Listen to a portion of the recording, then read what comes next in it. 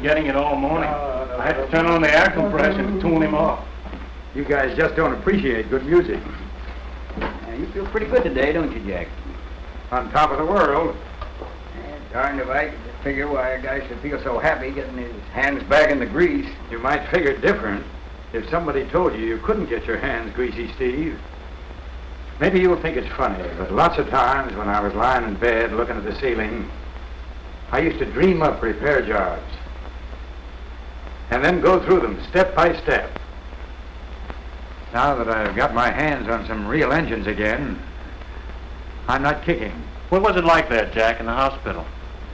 It was no picnic. I bet.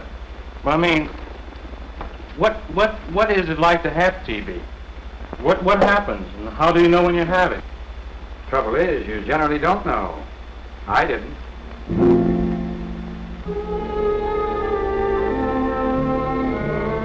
I felt tired all the time, played out. I didn't cough. You can have TB without coughing. But I was taking some pills I'd heard about. I figured I'd snap out of it. I always had before. I didn't think too much of it.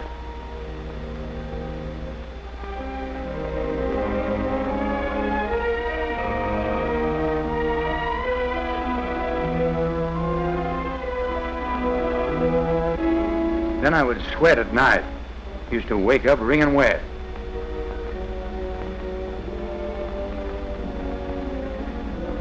Helen worried about it. You know how women are.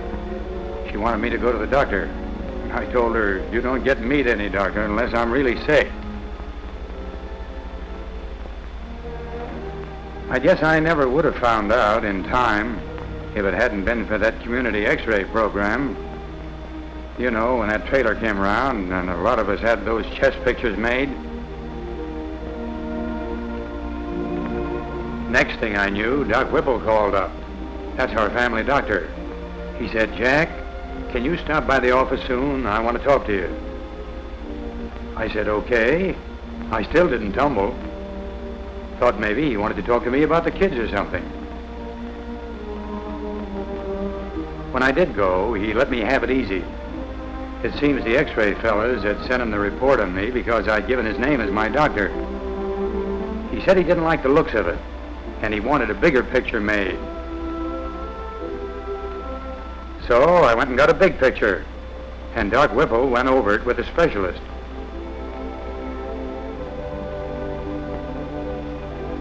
That did it. That and some other tests they made. I had TB, and it was well underway.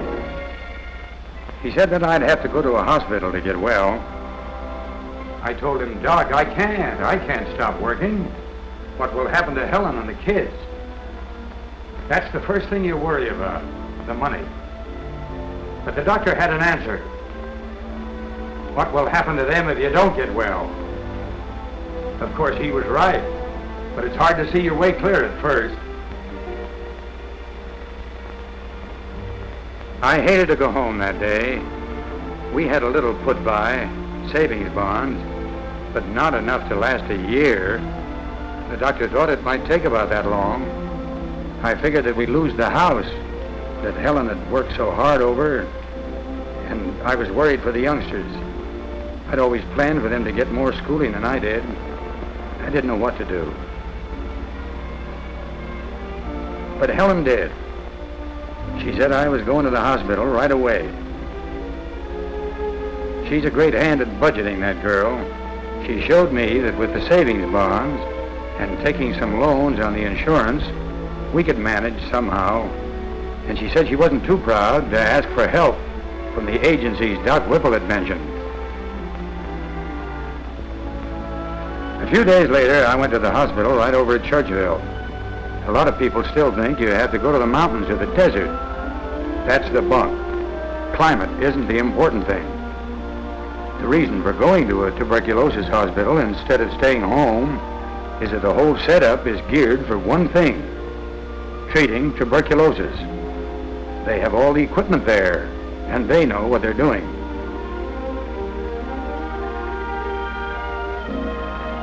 I won't pretend I liked it there. Nobody likes being in a hospital, but I'm sure glad I went. For one thing, I wasn't spreading my own TB germs to my family or friends. There was the best of care and the right kind of food.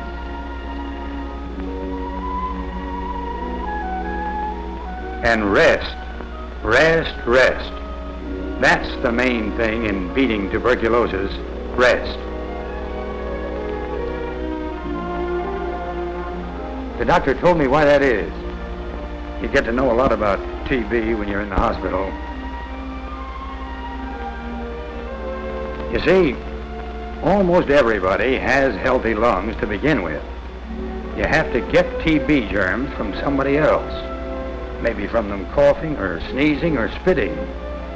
When you breathe in those germs, they may get a foothold in the lungs, just like seeds taking root. But the body fights back by growing a kind of covering around them so they can't spread. They call this a tubercle, and it's like a scar that holds the germs in so they can't do any harm. Usually you don't know that this is happening. Lots of people have tubercles and they get along all right for years. But then maybe the tubercle breaks down, or more likely you breathe in some more germs again. They may spread faster than the body can stop them. Then you're in real trouble. The TB gets into the air pockets of the lung and destroys them, makes holes. In the long run, this can kill you. The reason you need so much rest in bed is that the lung doesn't have to move much, and that makes it easier for the body to fight off the germs. I asked the doctor about operations. They have different ones they can use for different cases. No two cases of TB are just alike. For me, he planned a pneumothorax. This is one way of giving an infected lung a rest. They put a hollow needle through the chest wall and let sterile air into it. This collapses the lung. Then it doesn't have to work to breathe, so the healing begins. The other lung does all the breathing you need. Of course, in time, the air put in around the lung is absorbed, but they can easily keep it collapsed with more air.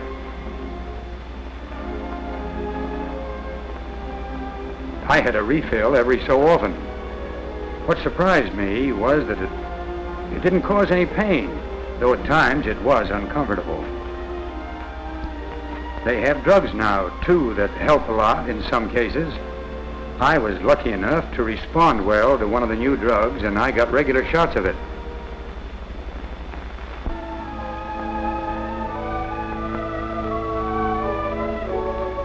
There's another angle to this business of licking TB, maybe the hardest one, your state of mind.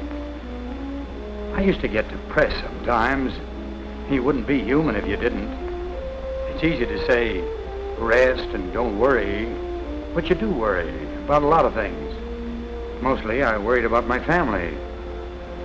Then I wondered how it would be when I came back. Would I be able to handle my job again? Would fellas like you accept me as an equal? It sounds silly, but it's real enough at the time, and it's bad for you. Unless your mind's easy, your body can't fight.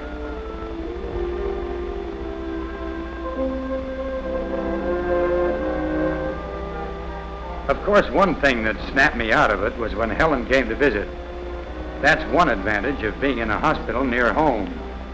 We had plenty to talk about, the kids and all. Seeing her would chase away the glooms, make me know I had to get well. And the people in the hospital keep an eye on your mental state, too. They know. They sent in a rehabilitation man to talk to me about my work. I told him that I just wanted to be a mechanic again. And after talking to the doctors, he agreed to that. But he figured I ought to have an extra string to my bow, just in case. He was smart. He sent me a course on parts service, inventory control. And it was practical because I knew all about parts from the other end. And I did feel easier knowing that I had something to fall back on. They keep a constant check on you, x-rays and other tests. Well, it seemed a long time. And then I found that I was getting better. The doctor told me I was making some headway and could get up for a little exercise.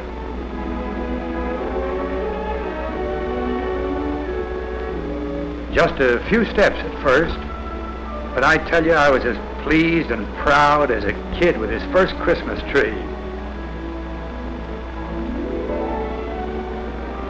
They let you exercise by slow degrees, just a little more each day. But finally I was able to navigate just as well as ever.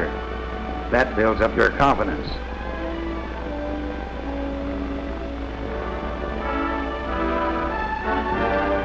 At last I was ready to come back. Like I said, I won't pretend I liked it there, but the people in that hospital were swell to me. It's true, you have to cure yourself, but you can't do it without their help. Coming back was wonderful, but it's not a clean break. You just don't go charging out into the world with a chip on your shoulder. We had a little celebration the first night at home, just the family, but not late. You have to make adjustments in the way you live. That's one word you get to know when you've had TB, adjustments. So I remembered to get to bed on time.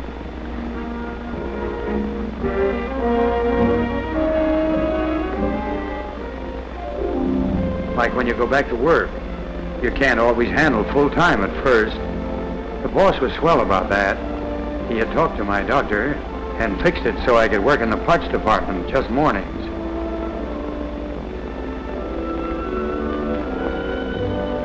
That was 3 months ago, remember? That part-time job didn't tire me, so I was anxious to get back to the old job. There's another thing you learn to get used to when you come back. They warned me about it at the hospital.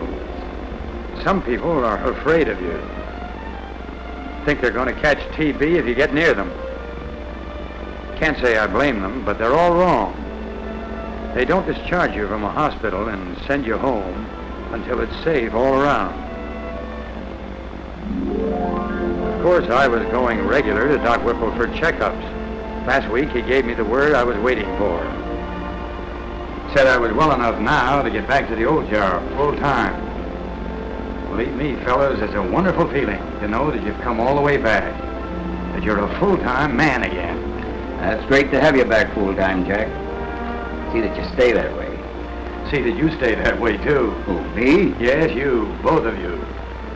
The main reason I told you my story was to sell you one idea.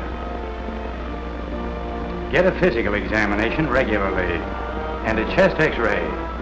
If you haven't had one for a year, make a date soon. It's the smartest thing you can do. I know what I'm talking about.